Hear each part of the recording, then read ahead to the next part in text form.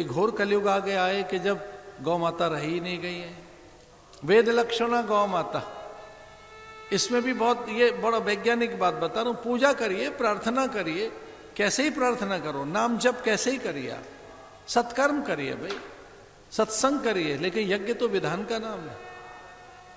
बिना विधान के यज्ञ कैसा होगा? यज्ञ तो कोई वैज्ञानिक विधि है जिसमें घृत चाहिए, यव चाहिए, यव माने जाओ, उसके लिए अक्षत चाहिए, उनकी मात्राएं हैं, औषधियां क्या हों, कौन से समिधा हो, विधान क्या है, ये कलयुग में होगा नहीं। यज्ञ नाम जप यज्ञोस्मि, हाँ यज्ञ करो अगर सब साधन मिल जाए, पर यज्ञ में कौन सा यज्ञ है? भगवान कहते हैं यज्ञ नाम जप यज्ञोस्मि, जप यज्ञ कीजिए, अनेक शुभ कर्म करो, सत्कर्म करो, पर यज्ञ विधान के साथ कीजिए। बिना गौ माता के यज्ञ पूरा नहीं होगा।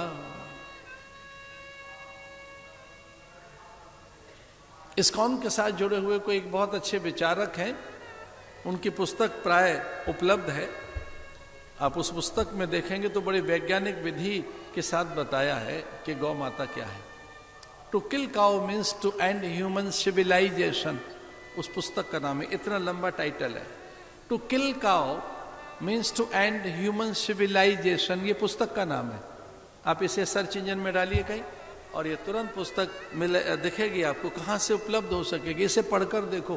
टू एंड ह्यूमन सिविलाइजेशन, मनुष्यता का ही अंत हो जाएगा, मनुष्य ही नहीं रहेगा, मानवीय संवेदनाएं चली जाएगी, मनुष्य के अंदर वीर्य और उसमें स्पर्म नहीं बनेंगे, शुक्राणु नहीं पैदा होंगे, नहीं पैदा होंगे स्त्री पुरुष में वे तत्व, वे जीव जिनसे मनुष्य बन सके।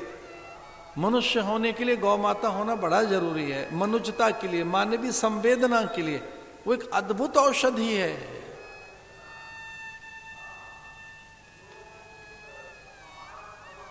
महाराजा सत्यव्रत को भगवान ने आदेश दिया था कि तेरे तप से रीझ गया हूं रे मैं सत्यव्रत, महाप्रलय होने वाली है, उस महाप्रलय काल में तेरी रक्षा होगी निसंदेह।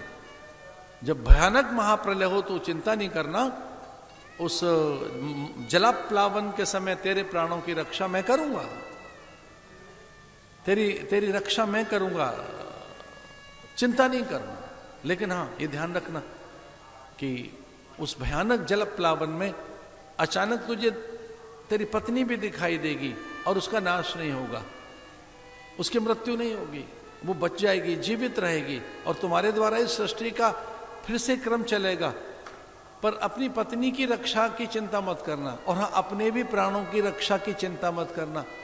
योगक्षेमम वहाम्यहूं, मैं तेरा योगक्षेम और तेरी प्राणों की रक्षा कर लूंगा।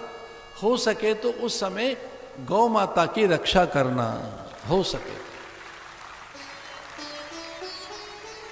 और प्रलय काल में ऐसा ही हुआ, सब कुछ डूब रहा था, पूरी धरती जलमग्न हो रही थी, भयानक वर्षा। महाराजा सत्यव्रत घबराए, भयभीत हुए, उस बात को भूल गए थे और जैसे तैसे अपने प्राणों की मैं कैसे रक्षा करूं। भयानक उस जलप्लावन में, भयानक वर्षा में उन्हें दो चीज एक साथ दिखाई दी। अब उनकी पत्नी भी भयभीत होकर प्राणों की रक्षा कर रही है, वो डूब रही हैं, उधर गौ माता भी दिखाई दी। और तब भगवान के वचन याद आए उन्हें लगा कि मैं पहले किसको बचाऊं, डूबते हुए को किसे बचाऊं, पत्नी को बचाऊं या गौ माता को। तब उन्हें भगवान के वचन याद आ गए कि पत्नी की रक्षा हो जाएगी, उसकी चिंता मत करना, गौ माता को बचाना। तो दौड़कर गए गौ माता की ओर। एक किनारे नाव से दिखाई दी, वहां उसे पहले बिठाया, पति पत्नी, और तब वर्षा में भीगते हुए सप्तऋषि भी दिखाई दिए, उनके पास कुछ पोटलियां। और फिर पूछा था कि ये है क्या आपके पास? उन्होंने कहा ये सृष्टि के लिए बीज हैं, सृष्टि के लिए अन्न के बीज हैं, ये कुछ ऐसी चीजें हैं जो भगवान के आदेश से हमने रखी हैं, पर इनकी सुरक्षा कैसे होगी, अन्न कैसे पैदा होगा? बोले गौ माता के द्वारा ही पर्जन्य आएंगे, गौ माता के द्वारा ही जीव रचना होगी, इन्हीं की रक्षा में हम लगे। तो सप्तऋषि, पति पत्नी यानी सत्यव्रत, उनकी भार्या गौ माता की सेवा में रहे और गौ से ही फिर सृष्टि का निर्माण हुआ। गौ माता से, गौ इंद्रियों को भी कहते हैं, गौ प्रकाश को भी कहते हैं, गौ लोक भी है। और गौ में जो प्राण सत्ता है वो मनुष्यता को संभालने के लिए। दिलीप के यहां पुत्र हुआ, अरे रघु हुए कैसे? दिलीप रघु कैसे पैदा हुए? खटवांग दीर्घतमा दीर्घ बाहु कवि सुदुम्न सरयाति नभग नाभाग अम्बरीश हरिश्चंद्र, ये सारे राजा पैदा कैसे हुए? गौ माता के संकल्प से, गौ माता के यज्ञ से, गौ माता के विचार से, उसकी सेवा से।